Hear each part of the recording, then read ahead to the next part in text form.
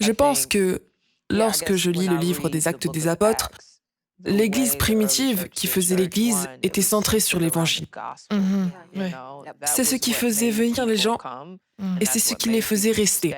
Ce n'est pas parce qu'ils avaient du pain supplémentaire à distribuer, ce qui serait les cafés latte d'aujourd'hui. Ouais. Je me demande si le contenu que nous présentons n'est pas à la raison pour laquelle il ne semble pas pertinent. Parce que si vous donnez juste ce Jésus passif-agressif qui est censé rendre la vie heureuse, alors je suis confrontée à l'anxiété, au stress, au divorce, à la dépendance, à la pornographie. Qu'est-ce que Jésus a à voir avec ça? Mais si vous prêchez un évangile précis et spécifique, alors l'évangile s'applique très bien aux choses auxquelles nous sommes tous confrontés. Et donc, je me demande simplement qu'est-ce qu'il y a à propos de Jésus dont nous ne parlons pas, qui nous donne l'impression que les églises ne sont pas plus pertinentes, voire inutiles. L'évangile parle de Dieu.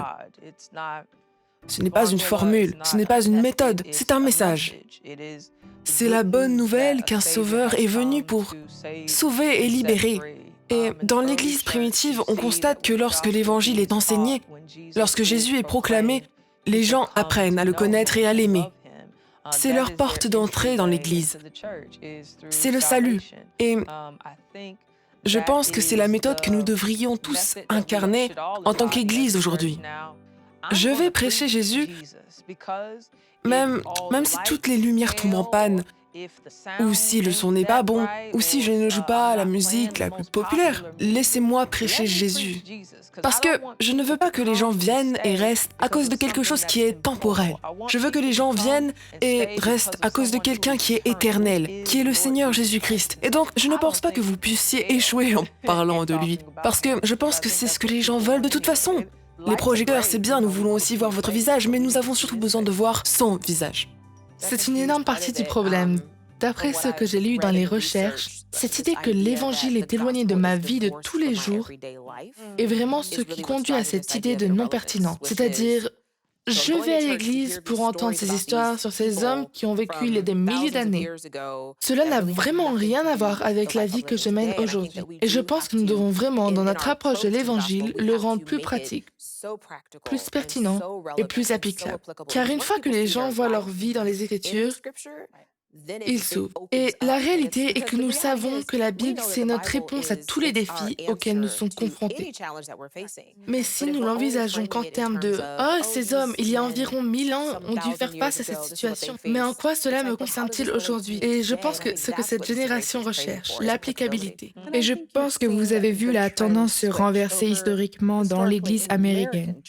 Et je ne veux pas parler de l'Église iranienne ou de l'Église chinoise ou de l'Église sud-africaine, mais je veux parler de l'Église américaine.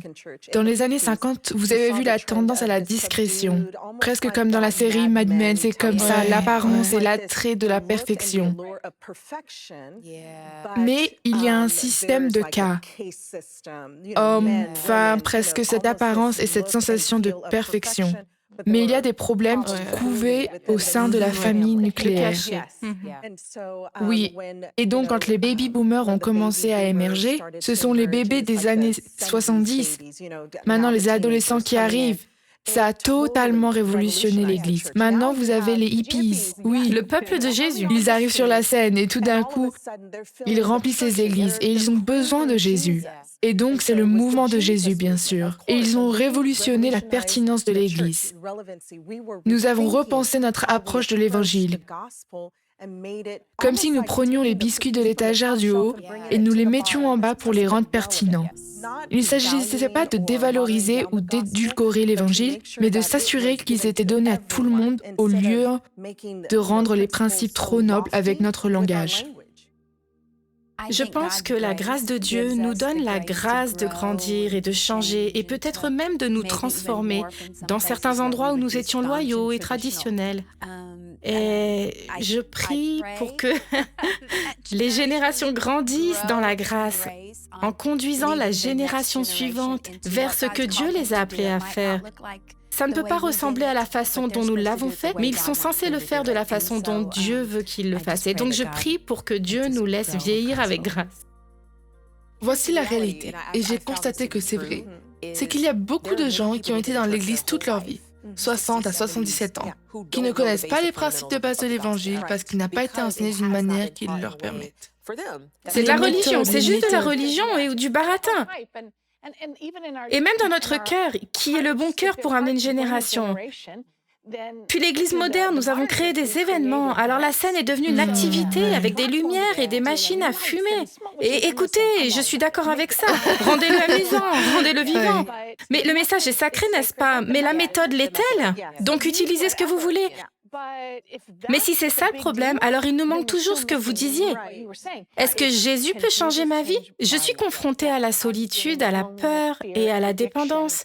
Il s'agit donc de communiquer au milieu de tous les sons de cloche et de tous les sifflets. Et c'est notre travail, non? C'est de communiquer la vérité.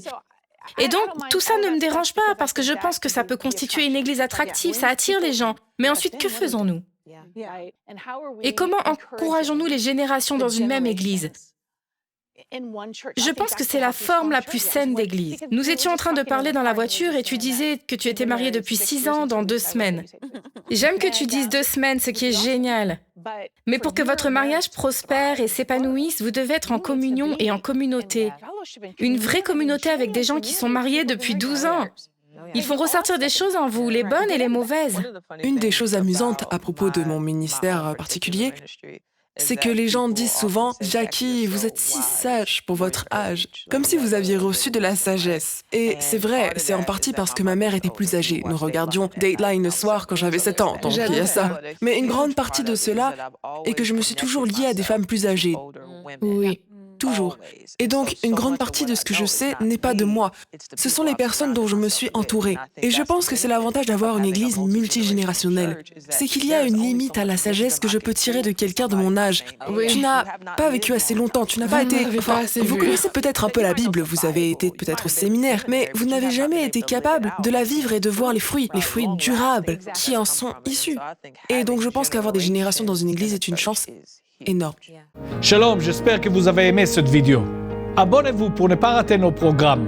Merci de faire partie de notre famille TBN. Que Dieu vous bénisse. Shalom de Jérusalem.